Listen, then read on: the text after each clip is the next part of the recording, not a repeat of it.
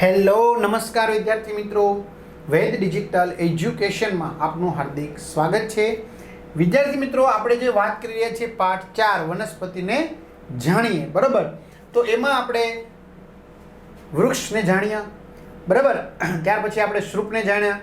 હવે આપણે છોડને જાણવાના છે અને થોડી ઘણી એની માહિતી પણ આપણે મેળવી લીધી, બરાબર. તો ઘાસ પણ એક પ્રકારનો શું છે? છોડ છે. જો આ ફુદીનાનો છોડ, આ ટામેટાનો છોડ, કોથમીર, સરસવ, કે જેની દાંડી કેવા કલરની હોય છે? લીલા રંગની હોય છે, બરાબર.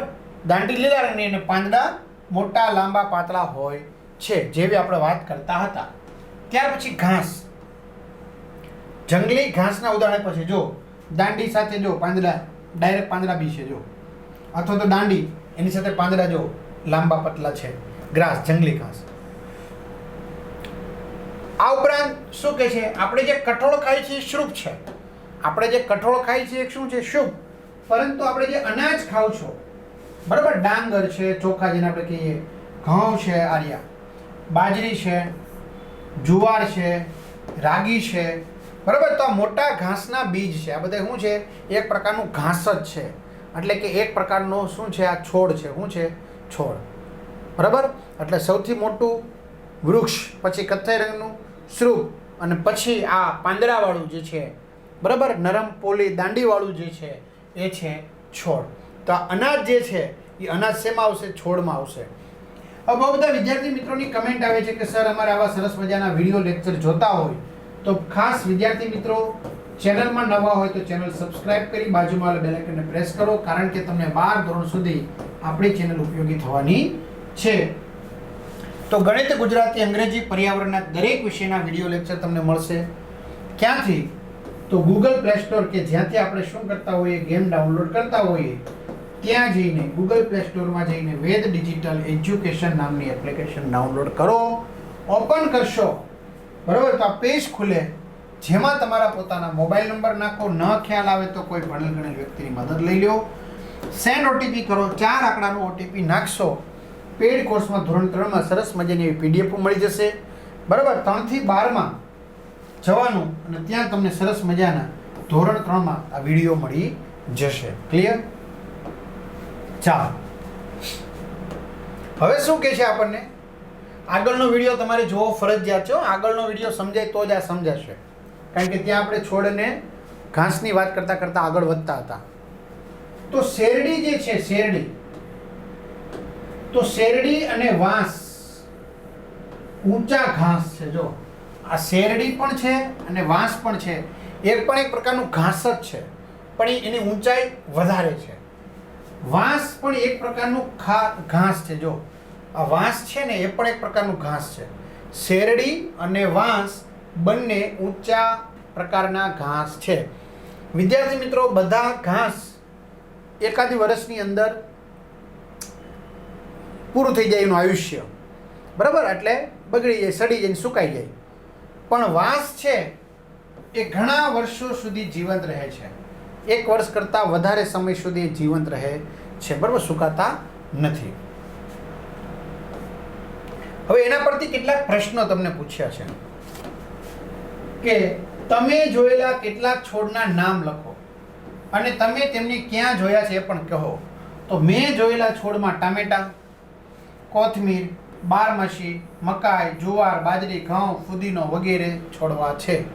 અને આ છોડવા મેં ક્યાં ખાસ જોયા? મારા ખેતરમાં, મારા ઘરે અને મારી શાળામાં પણ બગીચો છે તો ત્યાં મેં જોયા છે. તમારી રીતે લખી શકો. ચાલો, તો કેટલી પ્રકારની વસ્તુ થઈ? એક વૃક્ષ, એટલે જેને આપણે ઝાડ કહીએ, બીજું શ્રુપ, અને ત્રીજું છોડ. છોડની અંદર ઘાસ આવી જાય. હવે ચોથું આવ્યું વેલા. વેલાની અંદર ભ્રૂ પ્રસારી વેલા આવી જાય. ચલો, ભૂ પ્રસારી કોની કહેવાય હમણાં આપણે વાત કરી દઈએ, બરાબર. તો જુઓ, આ ઊંચા વૃક્ષને વીંટળાઈ વળેલી એક વેલ છે. જો વેલ વૃક્ષની ફરતે વીંટળાતી હોય, થાંભલે પણ વીંટળાય, પછી ગામડે કંઈ પણ પડ્યું હોય એમને, બરાબર, તો ત્યાં પણ એ વેલા વીંટળાતા વીંટળાતા આગળ વધતા હોય. ખેતરની ફરતે વાડ હોય તો ત્યાં વાડ પર પણ વેલા વીંટળાતા હોય, બરાબર. તો આ ઊંચા વૃક્ષને વીંટળાઈ વળેલી એક વેલ છે. રાજે નવાઈ પામતા કીધું. જો રાજે નવાઈ પામતા કીધું, ઓ આ પણ એક વનસ્પતિ જ છે, બરાબર, કે જે વેલ પ્રકારની છે. ગોપુ સહમત થયો, એની સાથે એગ્રી થયો. અરે હા, મારા મિત્ર જ્યોર્જના ઘરે મની પ્લાન્ટ એટલે કે અડુની વેલ છે, જેને આપણે કહેતા હોય ધનવેલ. પાણીમાં પણ ખાલી એનો છોડ રાખી દો તો પણ ચાલે, બરાબર. ગોપુ સહમત થયો કે હા, મારા મિત્ર જે જ્યોર્જ છે એના ઘરે પણ મની પ્લાન્ટ એટલે અડુની વેલ છે. તે ઉપરની તરફ કેવી રીતે ફેલાય છે તે જોઈને મને નવાઈ લાગી હતી. જો એ ઉપરની તરફ આવી રીતે આધાર હોય એની સાથે વીંટળાઈને, અથવા તો આવો કોઈ તાર ફિટ કર્યો હોય તો એની સાથે વીંટળાઈને એ ઉપરની તરફ આગળ વધે છે. અડુની વેલ તે ઉપરની તરફ કેવી રીતે ફેલાય છે, આગળ વધે છે, તે જોઈને મને નવાઈ લાગી. અને શું કામ આગળ વધે છે એનું તમને વિદ્યાર્થી મિત્રો કારણ પણ આગળ ધોમે ધોરણ 7, 8, 9 ભણશો એટલે ત્યાં તમને ભણવામાં આવશે. એવું લાગે છે કે તમે ધીમે દિવાલ પર ચડી રહી છે. જો ધીમે દિવાલ ઉપર આમ ચડતી હોય ને, આમ સાપ સીડીની જેમ ચડતી જાય છે.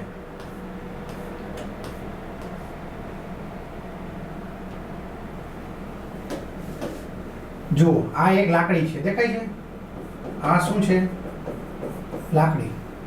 હવે લાકડી છે તો હવે આ વનસ્પતિ છે. જો એની ફરતે વીંટળાઈને ચડતી જાય છે, ચડતી ગઈ આધાર સાથે. તો આવી રીતે વીંટળાઈને ચડતી જાય છે. તો સિમ્મીએ સમજાવ્યું કે મની પ્લાન્ટમાં લાંબી અને પાતળી દાંડી હોય. જો આવી લાંબી અને આવી પાતળી દાંડી હોય છે. તે પોતાની મેળે ઊભી રહી શકતી નથી, પોતાની જાતે ઊભી રહી શકતી નથી. આમ દાંડી તમે આ લાકડી ખેંચી લઉં એટલે પાછી ક્યાં પડી જાય? જમીન ઉપર પડી જાય. એટલે પોતાની જાતે ઊભી રહી શકતી નથી, પોતાની મેળે પોતાની જાતે ઊભી રહી શકતી નથી. જો તેને ચઢવા માટે કંઈ જ ન મળે, જો એને આગળ ચઢવા માટે, ઉપર ચઢવા માટે કંઈ ન મળે તો તે વધે છે ફક્ત અને જમીન ઉપર ફેલાય છે. જો અને જમીન ઉપર એ ફેલાતી જાય, અને જમીન ઉપર ફેલાય તો એને વિદ્યાર્થી મિત્રો કહેવાય ભ્રૂ પ્રસારી. શું કહેવાય? ભૂ પ્રસારી. ભૂ એટલે જમીન થાય. ઘણા કહે છે ભૂ એટલે પાણી ન થાય સર, એ તો આપણે નાના હતા એટલે એમ કે ભૂ પીવું છે, પણ ભૂ એટલે થાય જમીન. અને પ્રસારી એટલે પ્રસરણ. પ્રસરણ એટલે આગળ વધવું, બરાબર. જમીનની અંદર, જમીન પર આગળ વધે, જમીન ઉપર, બરાબર. જો એને કીધું ને કોઈ આધાર ન મળે, જો એને કોઈ આધાર ચડવા માટે ન મળે તો ફક્ત એ વધે છે. અને ક્યાં ફેલાય? જમીન ઉપર ફેલાય. અને જમીન ઉપર ફેલાય તો એને આપણે કહેવાય ભૂ પ્રસારી.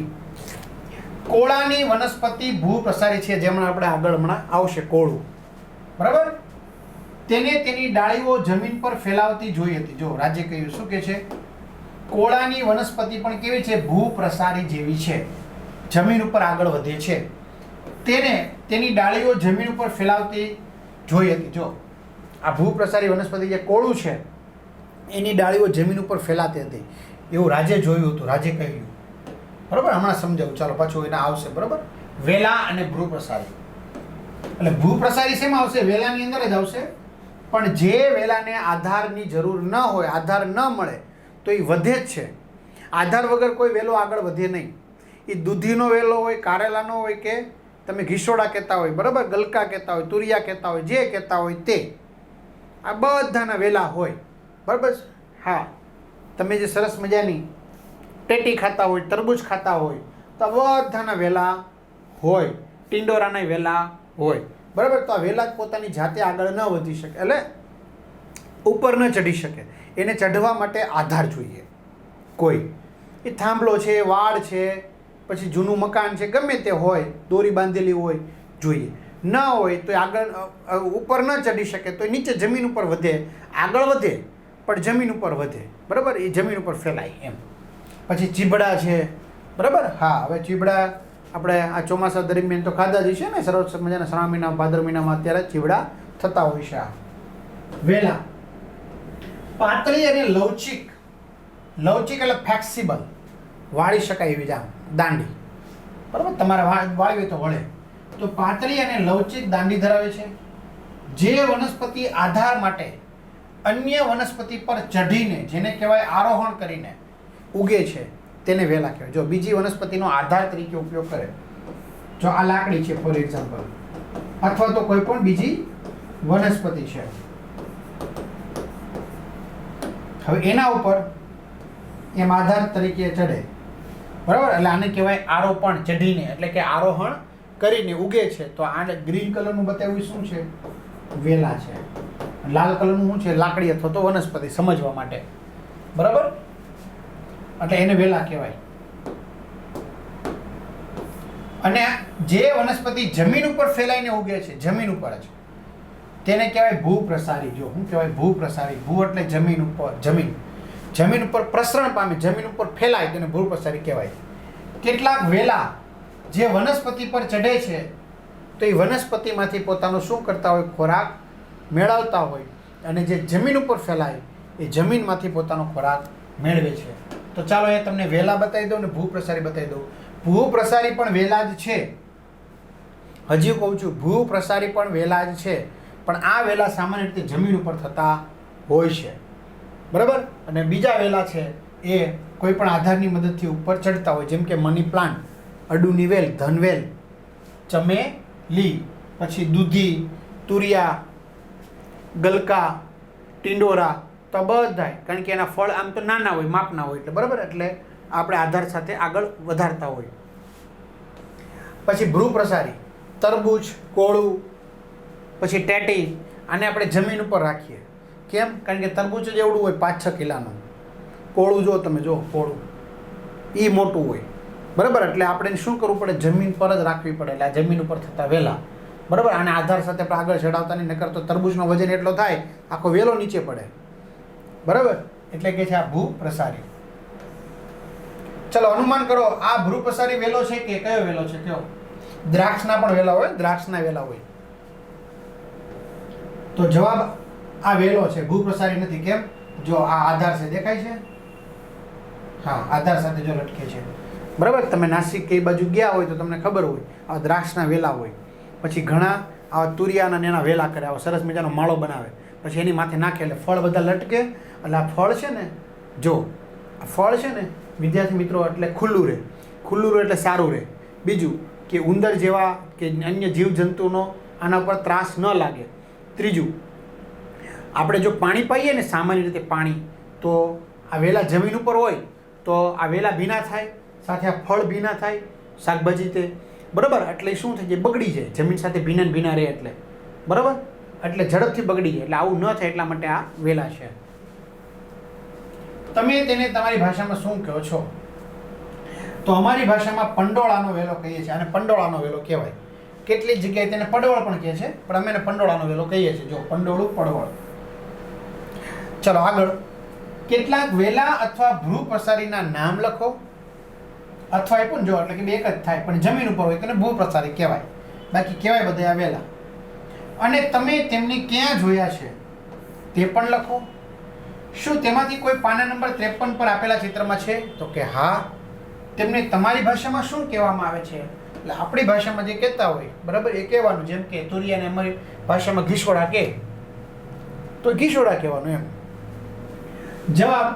કેટલાક વેલા અથવા ભ્રૂપ્રસારીના નામ આ મુજબ છે, જેમ કે વાલોળ, વટાણા, કારેલા, ટીંડોળા, દ્રાક્ષ, પંડોળા, મની પ્લાન્ટ એટલે કે અડુની વેલ, વાલ, તુરિયા, ચમેલી, ગળો, નાગરવેલ, ગલકા, કંકોડા, દૂધી વગેરે પ્રકારના વેલા છે.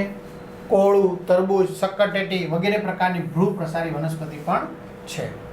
આ બધા વેલા અને ભ્રૂપ્રસારી મેં મારા ઘરની આસપાસ, મારા ખેતરમાં, મારી શાળામાં જોયા હતા.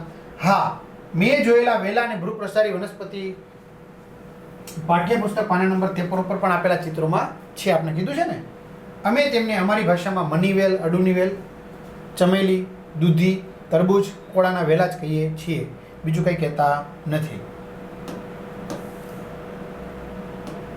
શું વનસ્પતિને તમારી ભાષામાં નામ આપો. તેઓ વૃક્ષ, છોડ, વેલા કે ભ્રૂપ્રસારી છે તે કહો. ચાલો. ગલગોટો, તો તેલુગુ ભાષામાં શું કહેવાય? બાંથી કહેવાય, પણ આપણે તેને ગલગોટો જ કહીએ છે. ગલગોટો મેં ઝૂકીને લીધો, આવે ને, ધીંકા ધીંકા, હા, તો ગલગોટો જ કહે છે. તે શું છે? ગલગોટો છોડ છે. શું છે? છોડ છે. લીમડો કન્નડ ભાષામાં કહેવાય બેવું ગીડા. શું કહેવાય? બેવું ગીડા કન્નડ ભાષામાં. તો અમારી ભાષામાં તેને લીમડો જ કહે છે. અને તે શું છે? તો કે વૃક્ષ છે. બોરડી આવળ બાવળ બોરડી ખજૂર આવે ને. મણિપુરી ભાષામાં કહેવાય બોરોઈ. શું કહેવાય? બોરોઈ. તો અમારી ભાષામાં શું છે? બોરડી વૃક્ષ જ છે. બોરડીના ઝાડા નથી, બોરડીના વૃક્ષ છે. ચલો પ્રવૃત્તિ 1 કરીએ. તમારી શાળામાં કે તેની નજીકમાં આવેલા કોઈ પણ વૃક્ષ કે શ્રુપની બાજુના 2 થી 4 ના જૂથમાં ઊભા રહો. ચલો, તમારી શાળામાં કે તેની નજીકમાં આવેલા કોઈ પણ વૃક્ષ હોય કે શ્રુપ હોય, એની બાજુમાં 2 કે 4 વિદ્યાર્થીના ગ્રુપમાં ઊભું રહેવાનું છે, જૂથમાં ઊભું રહેવાનું છે. હવે સાંભળો. હવે તમારી આસપાસમાં જ્યાં સુધી તમે જોઈ શકો, આમ દૂર દૂર સુધી જોઈ શકો ત્યાં સુધી જુઓ. અને તમારા પગની નીચે પણ જોવાનું છે. જો તમારા પગની નીચે આમ પણ આમ જોવાનું કે તેની આજુબાજુમાં કાંઈ છે નહીં, બરોબર? એ પણ જોવાનું. તમે કેટલા પ્રકારના વૃક્ષો, શ્રુપ, છોડ, ઘાસ, વેલા અથવા ભ્રુ પ્રસારી જોઈ શકો છો? તો કહેવાનું, અમારી શાળાની આજુબાજુમાં અમે 4 ના જૂથમાં ઊભા રહ્યા. ચારે દિશામાં એક આમ. હા, રેડી? અમારા જૂથે જોયેલી વનસ્પતિ આ મુજબ છે. વૃક્ષમાં શું જોયું? લીમડો, બાવળ, બોરડી, આસો, પાલવ, પીપળો વગેરે. છોડમાં શું જોયું? બારમાસી, ગલગોટા, કુવાર, પાઠું, થોર વગેરે. ઘાસમાં શું જોયું? ધરો, ખડ, તણખલા વગેરે. વેલા અને ભ્રુપસારી શું જોયું? બોગનવેલ, નાગરવેલ, ગળો, કારેલાનો વેલો વગેરે. રેડી? જે જોયું લખવાનું. શિક્ષકો માટે છે, બરાબર? પ્રવૃત્તિ 2. એક વનસ્પતિ સાથે મિત્રતા કરો. ચલો, વનસ્પતિ છે એની સાથે આપણે શું કરવાનું છે? મિત્રતા, ફ્રેન્ડશિપ. એક વનસ્પતિ સાથે મિત્રતા કરો. એક વનસ્પતિ તમારે પસંદ કરવાની છે. એક વનસ્પતિ તમારે પસંદ કરવાની. ખાસ કરીને જાડી દાંડી વાળું શ્રુપ લેવાનું છે. કેવું? જાડી દાંડી હોય, આ દાંડી જાડી હોય છે એવું તમારે શ્રુપ લેવાનું. અથવા તો એક વૃક્ષ લ્યો કે જેની સાથે તમે મિત્રતા કરવા માંગો છો. તો વિદ્યાર્થી મિત્રો, વૃક્ષ જ લ્યો ને, મજા આવશે. બરાબર? હા, તમે આ જાતે કરી શકો છો, અથવા તો તમારા જે મિત્રો છે, સહઅધ્યાયીઓ કે જે તમારી સાથે ભણે છે, બરાબર, તો એનું જૂથ કરીને પણ તમે કરી શકો છો. તમે એકલા પણ કરી શકો, 2-3 સાથે મિત્રો મળીને પણ કરી શકો છો. જેમ તમે કોઈ પાલતુ એટલે કે પેટ પ્રાણીને નામ આપો છો, બરાબર? પાલતુ પુત્ર હોય તમે કેમ કહો ભાઈ મોતી છે, ચારુ છે, એવું નામ આપો, બરાબર? એમ જેમ તમારે પાલતુ પ્રાણીને નામ આપો છો, તેમ તમારી આસપાસની વનસ્પતિને પણ તમારે નામ આપવાનું છે. કોઈ પણ તમને મજા આવી. વનસ્પતિને દરરોજ પાણી આપવાનું છે, એની કાળજી રાખવાની છે, સંભાળ રાખવાની છે, કોઈ બીજું પશુ ખાઈ ન જાય, આ તે વગેરે. તમારા મિત્રની જેમ તેનું પણ રક્ષણ કરો, એનું પણ જતન કરો. હવે તમારા વનસ્પતિને કાં તો તમે શું લીધું? વૃક્ષ, કાં તો લીધો શ્રુપ, કાં તો શ્રુપ, કાં તો વૃક્ષ. પણ આપણે વૃક્ષ પસંદ કરીશું.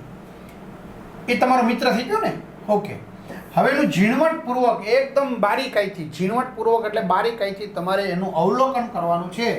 અહીં અવલોકન કરવા જેવી કેટલીક બાબતો નીચે આપેલી છે. શું અવલોકન કરવાનું છે? ત્યાંના પાંદડા, ફૂલો અને ફળ ક્યારે વધે છે, વધારે છે કે ઓછા છે કે બિલકુલ નથી, તમારે નિરીક્ષણ કરવાનું. તો આગળના પાના પરના કોષ્ટકમાં તમારા અવલોકનો, જે અવલોકન કર્યા, ઓબ્ઝર્વેશન જેને કહેવાય, એ નોંધવાના છે. બરાબર? તો વિદ્યાર્થી મિત્રો, આપણે અવલોકનનો સમય અને તારીખ અહીં આપેલી છે. 3 અવલોકન કર્યા. એક 12 તારીખે કર્યું, 12 ફેબ્રુઆરીએ, એક 15 માર્ચે કર્યું અને 20 એપ્રિલે કર્યું. તમે જ્યારે કર્યું હોય તે ત્યારે તમારે લખવાનું છે. કયા મહિનામાં કર્યું? તો એક ફેબ્રુઆરીમાં, માર્ચ મહિનામાં અને એપ્રિલ મહિનામાં. એટલે દર 3 મહિના સુધી અવલોકન કર્યું. તમે જે દિવસે આ માહિતીની નોંધ કરી રહ્યા હતા, લખી રહ્યા હતા માહિતી, તો તે દિવસનું હવામાન એટલે કે વેધરના આધારે નીચે તમને કેટલાક ચિત્રો આપ્યા છે. તો એ દિવસે કેવું વાતાવરણ હતું એમાં તમારે ખરાની નિશાની કરવાની છે. તો તો તમારા મિત્રની વનસ્પતિ એટલે કે તમારી વનસ્પતિ મિત્રની વારંવાર મુલાકાત લો અને તેનું કાળજીપૂર્વક અવલોકન કરો. તો વિદ્યાર્થી મિત્રો, હું જ્યારે અવલોકન કરતો હતો ત્યારે ખાસ માર્ચ મહિનામાં કેટલાક વાદળો જોવા મળતા હતા, એટલે મેં વાદળ નીચે ખરું કર્યું. સૂર્યપ્રકાશ તો હતો જ, વરસાદ નહોતો આવ્યો, પણ જો કદાચ માવઠું થાય, ચોમાસાની ઋતુ સિવાય જે વરસાદ આવે એને કહેવાય માવઠું, બરાબર? તેવું બની શકે, ફેબ્રુઆરી, માર્ચ, એપ્રિલમાં આવી શકે તો ખરું કરવાનું, હોય તો ન હોય તો કાંઈ નહીં. પવન બહુ જોરદાર હોય, વાવાઝોડું જેવું હોય તો બી તમારે કરવાનું, બરાબર? તો આવી રીતે કોઈ પણ તુફાન એવું આવે તો તમે કરી શકો છો. ચાલો, હવે તમારે લખવાનું છે તમારા મિત્ર વનસ્પતિ વિશે. વનસ્પતિના ભાગો ઘણા, થોડા અથવા તો બિલકુલ નથી. રંગ કેવો છે, આકાર વર્ણવો અથવા તો દોરવાનો છે. બીજું તમે શું નિરીક્ષણ કર્યું, અવલોકન કર્યું? તો જુઓ, પાંદડા. તો મારા મિત્ર વનસ્પતિના ખૂબ જ વધારે પાંદડા છે. કેવા રંગના છે? લીલા અને પીળા રંગના છે. કેવા રંગના છે? લીલા અને પીળા રંગના પાંદડા છે. લીમડાનું પર્ણ તમારે દોરી નાખવાનું, દોરવું હોય તો. અવલોકન: વસંત ઋતુમાં લીમડાના પીળાશ પડતા પાન ખરી જાય છે, પીળા કલરના, અને લાલ જાંબુડિયા જેવા નવા પાનની શરૂઆત થાય છે, બરાબર? એવા સરસ મજાના જાંબુડિયા રંગના નવીન પાંદડા આવે છે. ક્લિયર? ફૂલો ખૂબ જ વધારે છે. સફેદ સામાન્ય લીલાશ પડતા ફૂલ છે, જેને કહેવાય લીમડાનો મોર. શું કહેવાય? લીમડાનો મોર. ચૈત્ર મહિનામાં લીમડા પર ફૂલો આવે છે, તેને મોર કહે છે. બહુ બધા ફૂલો આવે. ફળો વધારે છે. શરૂઆતમાં લીલા કલરના હતા અને પાકી જાય પછી પીળા કલરના હતા, જેને કહેવાય લીંબોળી. તો વૈશાખ મહિનામાં લીમડાના ફૂલોમાંથી જે ફળ આવે છે તેને લીંબોળી કહે છે. કાચી લીંબોળી તો આપણે ખાતા નથી, કોઈને મારીએ આમ, પણ પાકી લીંબોળી હોય તો બરાબર, તો એને માથેની છાલ ઉતરી પછી એ આપણે એમાંથી કહે ને, એને ઠરિયા ઉપર જેમ કેમ બોર ખાતા હોય એમ જે દ્રવ્ય ચોટેલું હોય આપણે લઈએ, ગળીએ, બરાબર? ગળ્યું લાગે, મીઠું સરસ મજાનું, અને એ પણ આપણા માટે ફાયદાકારક છે, બરાબર? કાગડાની બધા લીંબોળી પછી ખાતા હોય છે. પ્રવૃત્તિ 3 તરફ આપણે આગળ વધીએ. શું તમને વનસ્પતિ પર નવા પાંદડા ઉગતા જોવા મળે છે? જેમ જેમ પાંદડા મોટા થતા જાય છે તેમ તેમ તેના રંગો બદલાય છે? તો હા, મને વનસ્પતિ પર નવા પાંદડા ઉગતા જોવા મળે છે, અને જેમ જેમ પાંદડા મોટા થતા જાય છે તેમ તેમ તેના રંગો બદલાય છે. જેમ કે મારી મિત્ર વનસ્પતિ લીમડામાં મેં જોયું, બરાબર? વસંત ઋતુમાં લીમડાના પીળાશ પડતા પાન ખરી જાય અને પછી લાલ જાંબુડિયા રંગના નવીન પાંદડા આવે. લાલ જાંબુડિયા પછી પાછા લીલા થઈ જાય છે. શું જૂના કથ્થાઈ રંગના પાંદડા, એટલે કે જ્યારે પાંદડું સુકાઈ જાય પાનખરમાં, તો શું એ પાંદડા કથ્થાઈ રંગના થઈ જાય તો પાંદડા જમીન પર પડે છે? હા, જૂના કથ્થાઈ રંગના પાંદડા જમીન પર પડે છે. શું તમને ફૂલો ખીલતા અથવા તો કોઈ ફળ આવતા જોવા મળે છે? હા, મને અમારા મિત્ર વૃક્ષ એટલે કે ઝાડ લીમડા ઉપર સફેદ રંગના ફૂલો ખીલતા જોવા મળ્યા, અને આ પછી મને વૈશાખ મહિનામાં તે ફૂલોમાંથી બનતા જે ફળ છે લીંબોળી એ પણ જોવા મળે. તમે અન્ય કયા અવલોકનો કર્યા? તમારા અવલોકનો નોંધ કરો. તો કે છે